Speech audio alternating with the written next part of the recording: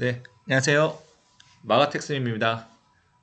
운동과 건강의 관계 첫 번째 단원인 생활 습관과 건강 관리에 대해서 알아보는 시간을 갖도록 하겠습니다. 네, 건강하게 생활하려면 건강의 중요성을 이해하고 일상생활에서 건강을 관리하려는 노력이 필요한데요. 건강의 개념과 건강이 우리 생활에 미치는 영향을 찾아보고 건강한 생활 습관을 형성하려면 어떻게 해야 하는지 알아보는 시간을 갖도록 하겠습니다. 네, 오늘의 학습 목표는 첫 번째, 건강 및 건강 관리의 개념을 이해하고 중요성을 설명할 수 있다. 두 번째, 생활 습관이 건강에 미치는 영향을 설명할 수 있다. 세 번째, 올바른 건강 관리 방법을 알고 건강한 생활 습관을 기를 수 있다입니다. 네, 여러분들 건강하다라는 표현 많이 사용하죠. 우리가 흔히 인사말로도 건강하셨어요? 건강하세요? 하는 인사말 많이 쓰죠. 네, 그런 것처럼 너무나도 흔하게 쓰는 이 건강이라는 단어가 어떤 의미를 담고 있는지 한번 고민해보는 시간을 가져봤으면 좋겠는데요. 교과서에는 이렇게 제시되어 있습니다. 아무런 질병이 없는 강한 체력을 지니고 정서적으로 안정된 상태에서 다른 사람과 원만한 관계를 유지하며 사회생활에 잘 적응한 상태. 여러분들 건강하신가요? 네. 이 정의가 어디서 이렇게 툭 튀어나온 게 아니고요. 세계보건기구라고 하는 국제연합의 건강 증진을 위한 국제연합 기구가 있습니다. WHO라고 하는 곳인데요. 1948년도부터 전 세계인의 건강 증진, 체력 증진을 고민하는 기구인데 이곳에서 이렇게 정의를 하고 있습니다. 단지 질병이 없거나 허약하지 않은 상태뿐만 아니라 신체적, 정신적, 사회적으로 안녕한 상태를 의미합니다. 네, 이 안녕한 상태, 안녕, 네, 이런 의미인가요? 네, 그런 의미가 아니죠. 안정적인, 평안한, 온전한, 아무런 불편함이 없는, 이런 안녕한 상태를 의미하는 건데요. 참 어려운 것 같죠. 우리 그동안에 건강이라고 할 때는 이 몸이 건강한 것만 생각했던 것 같아요. 혹시 여러분들 그렇게 생각하지 않으셨나요?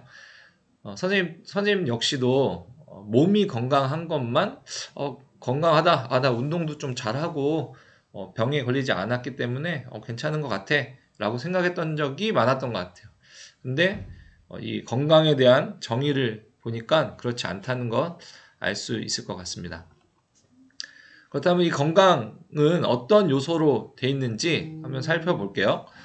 이 WHO에서 정의한 것을 바탕으로 이렇게 구분을 좀 해봤습니다. 신체적 건강, 정신적 건강, 사회적 건강으로 구분할 수 있겠는데요. 먼저 신체적 건강은 건강 체력과 운동 체력으로 나뉘어집니다. 우리 건강 체력이라 하면 떠오르는 게 갑자기 있죠. 우리 학교에서도 많이 측정했던 그 팝스라고 하는 평가 그 제도가 생각이 나는데요.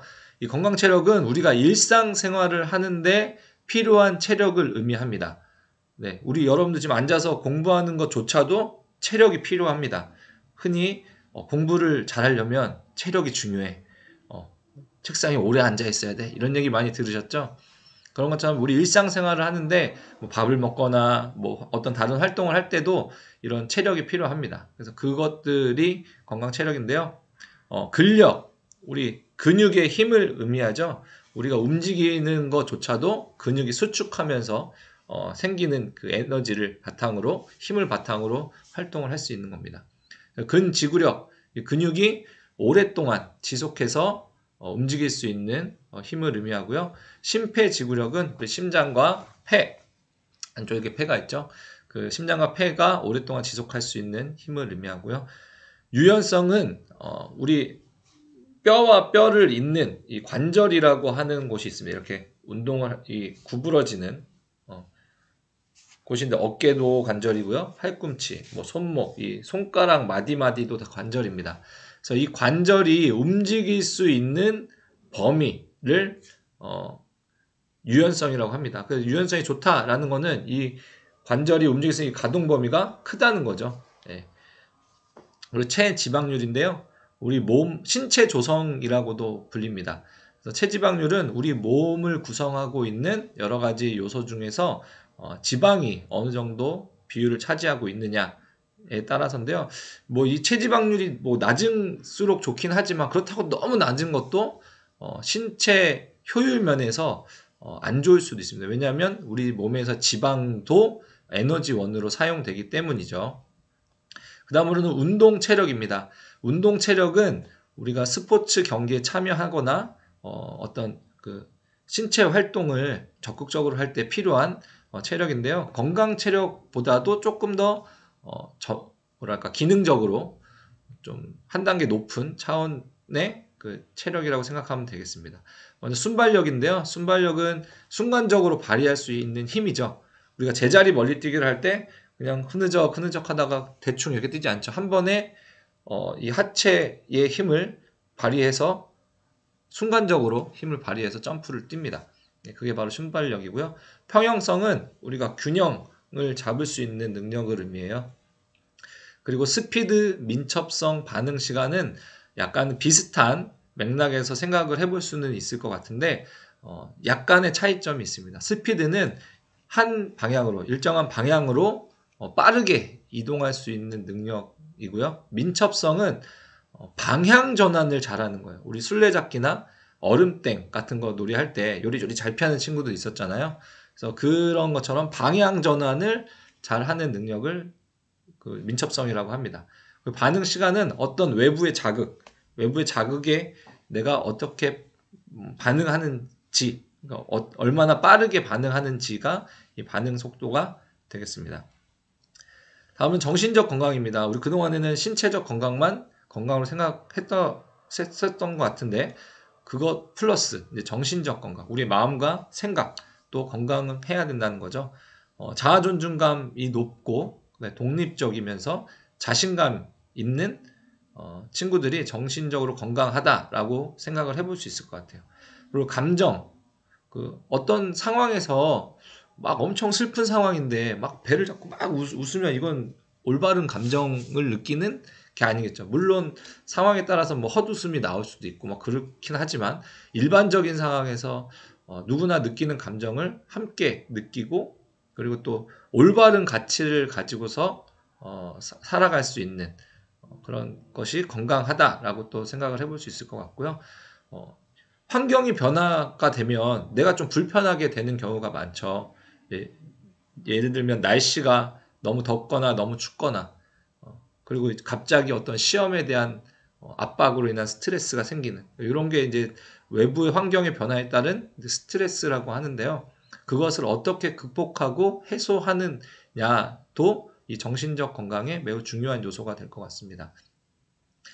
네, 앞에서 말한 신체적 건강과 정신적 건강은 어느 개인 수준의 건강이라고 생각하면 마지막 이 사회적 건강은 어떤 사회 안에서, 단체 안에서 집단적 수준의 건강을 의미하는데요. 다른 사람을 위해서 봉사를 한다든지, 협력적인 관계를 형성한다든지, 어떤 정해진 공중도덕이나 질서를 잘 지키는 것도 이 사회적 건강의 한 요소로 볼 수 있겠습니다. 또 타인과 원만한 대인관계를 이루는 것과 그 적극적으로 사회 활동에 여러분들 뭐 학교 생활이라고 볼 수 있을 것 같아요. 적극적으로 이 학교 생활에 참여하는 것도 이 건강의 요소로 생각해 볼 수 있겠습니다.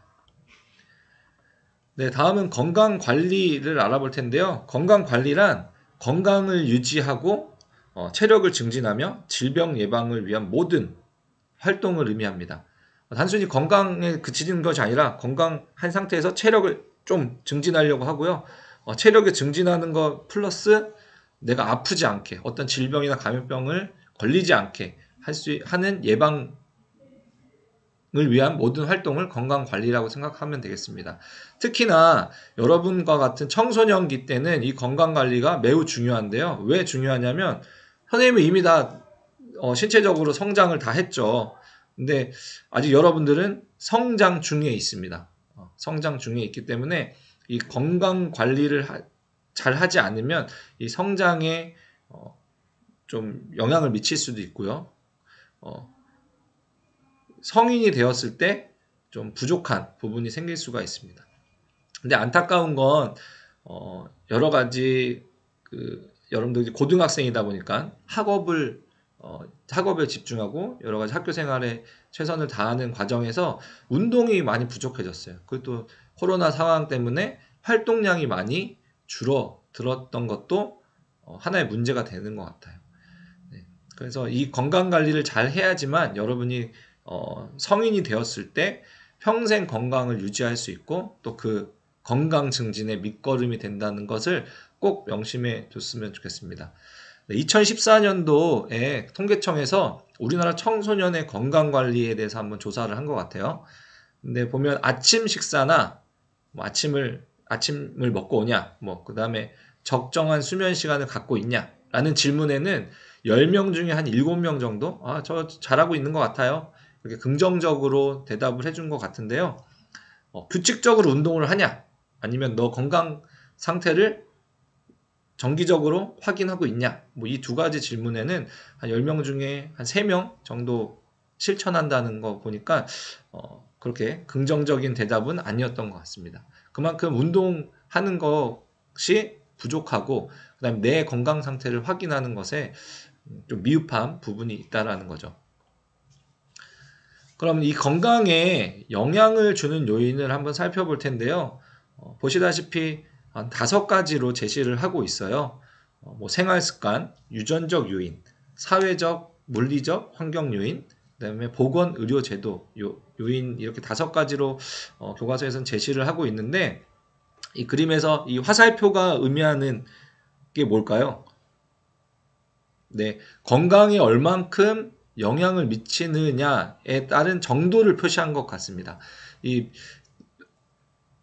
어떤 게 제일 높아요? 네, 바로 생활 습관이 가장 높죠.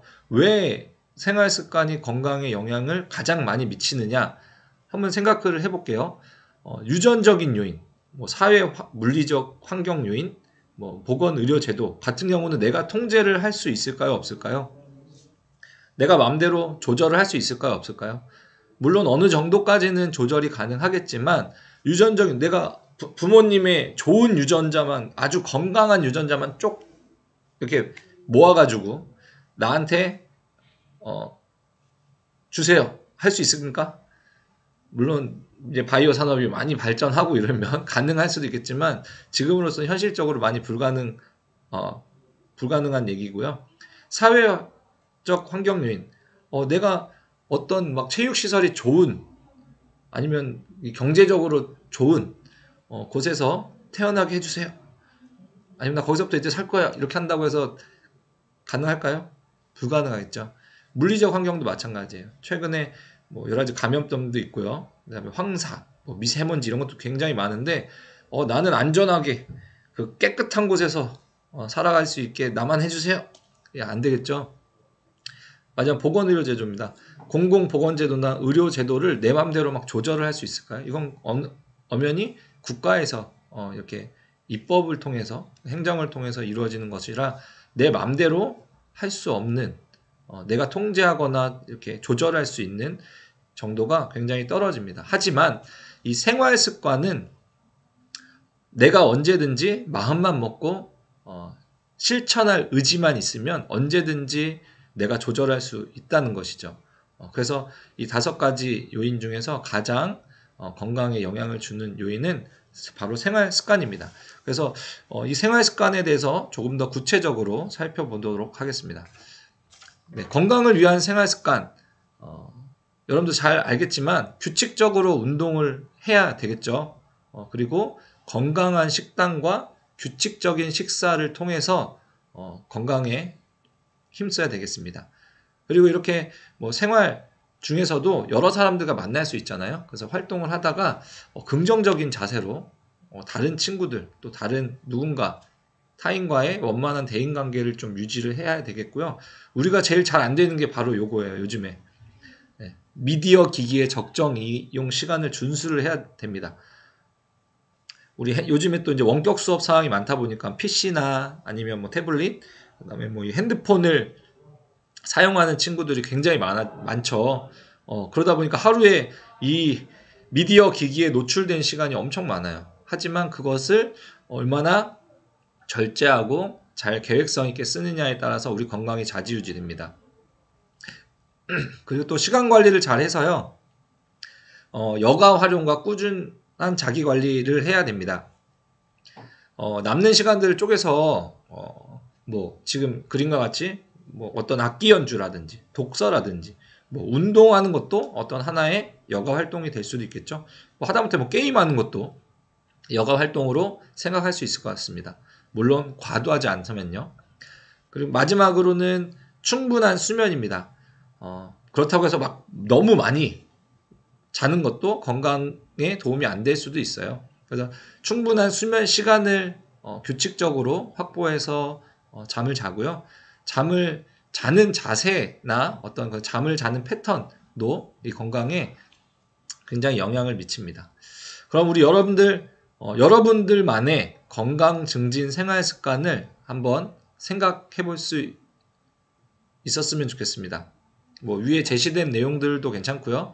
여러분들 뭐 학교 생활하면서 일상생활하면서 내가 건강을 위해서 실천하고 있는 어떤 것들이 있다면 한번 잠깐 생각을 해볼까요? 네, 이전에는 건강을 위한 생활 습관이었다면 이번에는 건강을 위협하는 생활 습관에 대해서 한번 살펴보겠습니다. 먼저 운동 부족을 들 수 있습니다. 우리 신체 활동이 부족하면 체력이 떨어질 뿐만 아니라 신체 기관의 기능도 저하되게 됩니다. 그리고 신체 기능이 저하되면요, 노화를 또 앞당긴대요. 빨리 늙는다는 거죠. 이렇게 노화도 앞당기고 더 나아가서는 뭐 성인병이라고 불리는 생활습관병이나 그다음에 각종 질병에 노출되기도 합니다. 그래서 운동을 꼭 해야 된다는 거고요. 저는 불규칙한 식습관입니다. 여러분들 뭐 아침에 좀 피곤하고 이럴 때 아침을 거른다거나 거르다 보면 배가 고프니까 간식을 막 다른 걸 막 먹는 시간이 많죠. 그리고 요즘에는 집에 있는 시간이 많기 때문에 뭐 이렇게 가볍게 먹을 수 있는 인스턴트 식품이라든지 그런 조리되지 않은 편의점에서 판다. 편의점 가면 너무 맛있는 게 많은 것 같아요. 예, 그래도 그런 것보다는 자연 조리된 음식을 좀 잘 먹었으면 좋겠고요. 그 시간도 이게 규칙적이지 않은 것 같아요. 내가 막 먹고 싶을 때 먹고 싶은 것만 이렇게 막 먹었던 적이 있었던 것 같습니다. 그래서 그런 불규칙한 식습관도 건강을 위협하게 되고요. 그 수면 장애, 늘 우리는 잠을 잔다고 불을 끄고 눕습니다. 항상 뭘 하고 있어요? 그 시간에 휴대폰을 보고 있죠. 네. 휴대폰을 보면서 SNS도 잠깐 봐야 되고 인스타도 좀 봐야 되고 그날에 뭐 올라온 영상도 좀 봐야 되고 친구들하고도 카톡을 또 엄청나게 하죠 또. 그래서 그 수면 시간을 충분히 확보를 해야 되는데 확보가 안 되는 경우가 너무나도 많습니다. 그래서 충분히 이 수면 시간을 충분하게 자지 못하면 수면 시간을 확보를 하지 못하면 다음날 좀 지장이 많죠.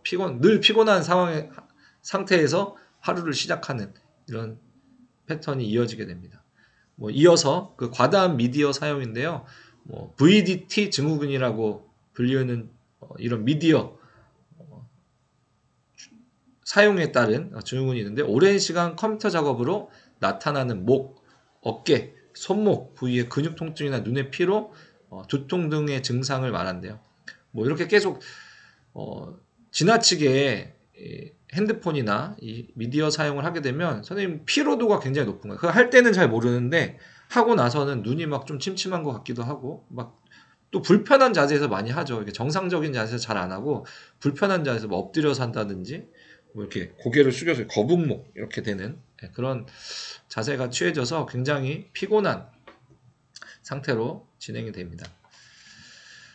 그러면 이런 건강을 해치는 생활 습관들을 어떻게 하면 고칠 수 있는지 한번 생각해 보세요. 운동하는 습관을 기르려면, 숙면을 취하려면, 균형 잡힌 식습관을 기르려면, 적절한 미디어 사용 방법은 어떤 것들이 있을까?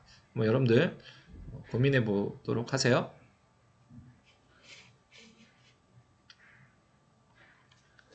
네, 그럼 이 규칙적인 건강 관리 활동을 통해서 어떠한 좋은 점이 있는지 이 그림과 같이 건강 관리 활동을 통해서 이게 쭉 지속이 되면 결국에는 건강한 생활 습관이 형성될 것입니다. 물론 선생님도 열심히 노력을 하려고 하는데 쉽지는 않은 것 같아요. 네. 내가 통제하고 내가 절제할 수 있고 내가 노력하면 된다고는 하지만 그것을 실천하는 것에서는 또 다른 차원이겠죠. 그렇죠? 하지만 우리 규칙적인 건강 관리 활동을 통해서 건강한 생활 습관이 형성될 수 있도록 좀 노력을 해야 될 것 같고요. 그 건강한 생활 습관이 형성이 되면 자연스럽게 신체적, 정신적, 사회적인 건강 증진이 일어날 것입니다.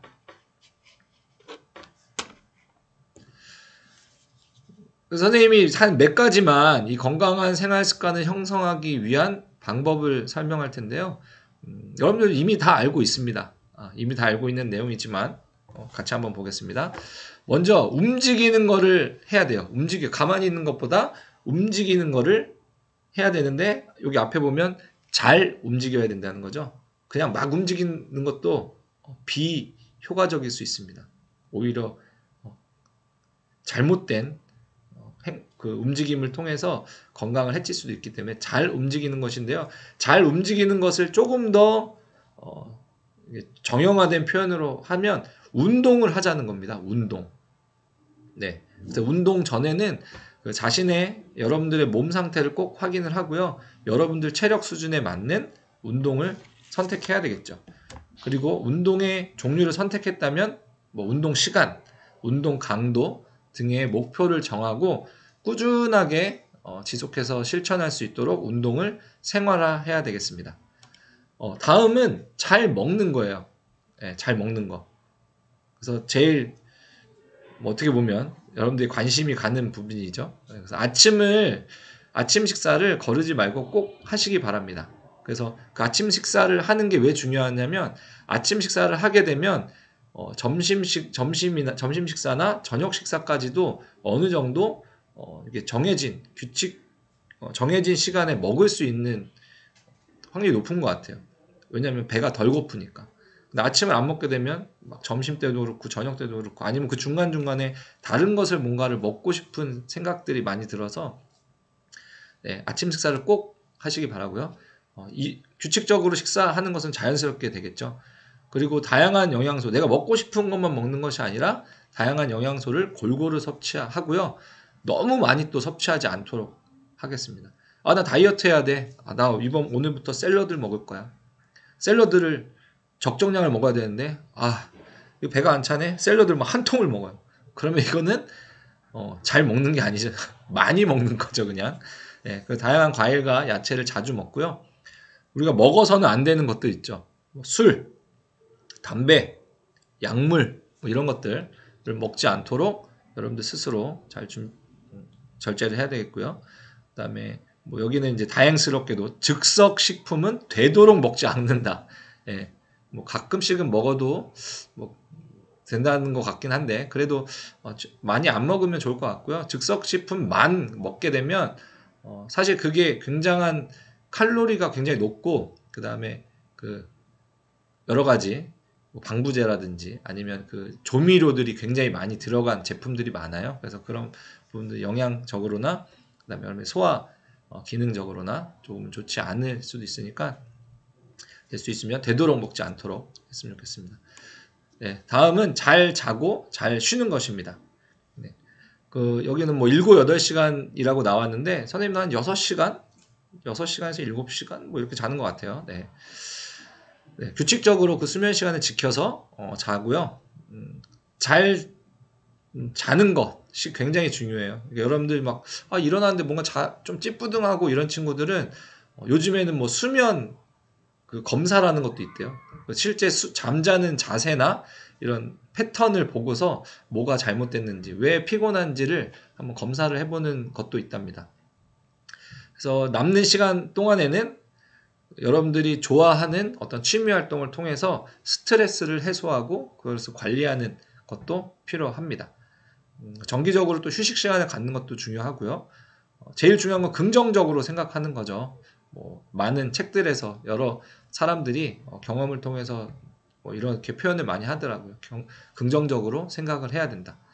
그것이 바로 건강의 지름길이다라고 많이 표현을 합니다.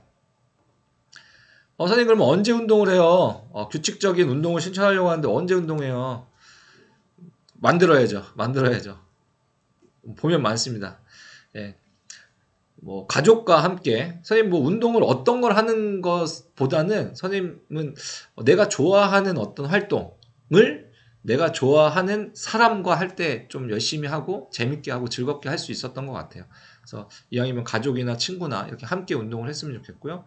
뭐 학교 안에서도 여러분들 학교 스포츠 클럽이나 그다음에 동아리 활동 이런 데서 운동에 참여할 수 있는 기회가 있죠. 그래서 여러분들 스스로 그 여가 시간을 만들어서 운동을 실천할 수도 있고요. 뭐 우리 학교 주변이나 집 주변에 있는 체육 시설, 스포츠 센터나 아니면 체육 공원 이런 것도 이용할 수 있을 것 같습니다. 네, 한국건강관리협회에서 운동의 효과를 이렇게 많이 제시를 해줬어요. 좀 구분을 해보면 어떤 질병을 예방하는 차원에서 효과가 있는 것 같고요. 그리고 우리의 신체 기능을 좀 향상시켜 주는 것도 효과가 있는 것 같고요. 뭐 정신적으로, 정서적으로 안정감을 줄 수 있는 효과도 있는 것 같습니다. 그럼 이 운동을 어떻게 하면 생활화할 수 있느냐? 세 단계로 나눠서 좀 생각해 볼 건데요. 먼저 운동 계획하기 단계입니다. 네, 운동 계획하기에서는 내 건강 상태, 내 체력 수준을 일단 알아야 되겠죠. 그래서 내 생활 습관, 뭐 건강 상태, 체력 수준을 파악을 하고 그거에 맞게 이거는 내가 좀 더 길러야 될 것 같아. 이건 내가 좀 부족한 것 같아. 라고 생각하는 부분들을 계획적으로 수립하는 겁니다. 그래서 운동의 목표를 세워야 되는데요. 그 운동의 목표는 그 과도한 목표가 되면 안 되겠습니다. 내가 충분히 실천할 수 있는 수준에서의 목표를 수립해야 되겠고요. 좀 장기적으로 봤을 때는 좀 구체적으로 세우는 게 실천하는데 좀 더 도움이 될 것 같아요. 그 다음 단계로는 운동 실천하기인데요. 계획만 잘 세웠다고 해서 운동을 실천할 수 있는 건 아니죠. 그것을 실천을 반드시 해야지만 의미가 있다라는 거죠.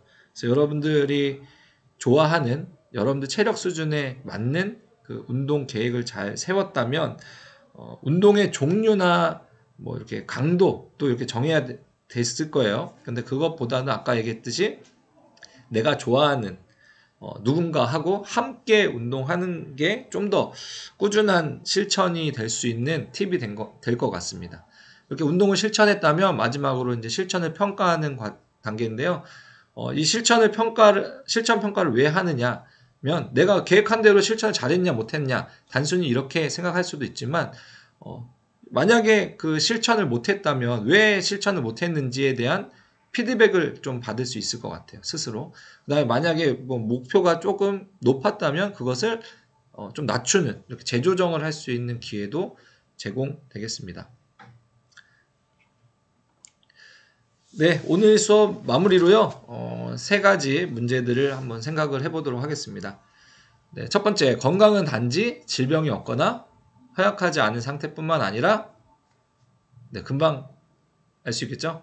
네, 신체적, 정신적, 사회적으로 안녕한 상태를 의미합니다. 네, 두 번째, 건강을 위협하는 생활 습관에는 어떤 것들이 있을까요? 네, 떠오르는 것 있다면 생각을 해봅시다. 어떤 것들이 있었죠?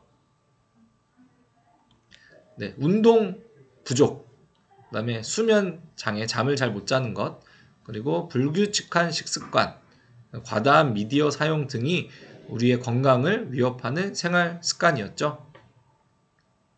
네, 세 번째입니다. 운동 실천의 3단계는 방금 설명한 대로 운동 계획하기, 그 다음에 운동 실천하기, 그 다음에 실천 평가하기, 이렇게 세 개의 단계로 운동의 생활화를 할 수 있겠습니다.